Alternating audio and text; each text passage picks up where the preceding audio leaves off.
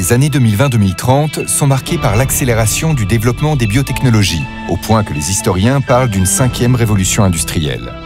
L'hybridation entre l'informatique et la manipulation du vivant rend beaucoup plus accessible le séquençage et la modification ciblée de l'ADN, grâce notamment à l'apparition d'appareils semi-automatisés, les DNA printers.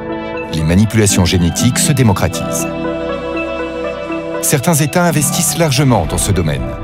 La Horde d'Or fait renaître ses programmes de guerre bactériologique datant de la guerre froide. L'idée d'un écosystémique warfare gagne du terrain.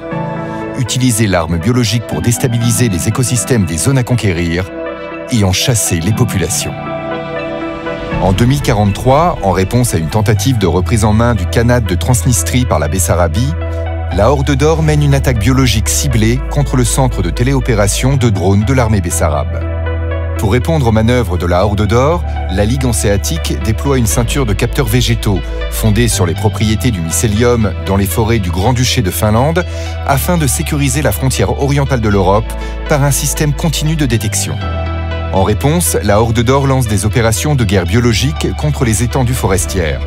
Des zones contaminées se forment, obligeant les forces occidentales à créer des zones de quarantaine.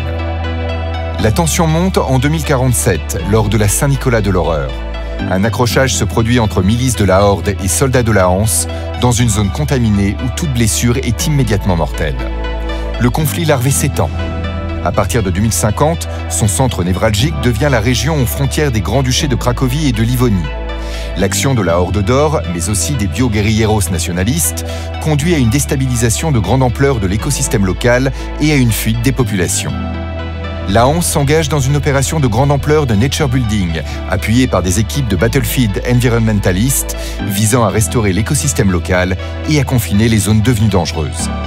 En vain, en 2054, le constat est unanime.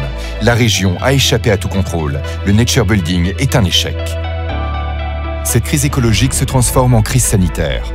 Dans les zones contaminées, un nouveau type de maladie, la fasciite nécrosante, communément appelée peste écosystémique, se développe et se répand vers l'ouest. La guerre, autrefois strictement considérée comme une opposition entre volontés antagonistes, devient un conflit contre un phénomène dénué de volonté, un écosystème devenu fou.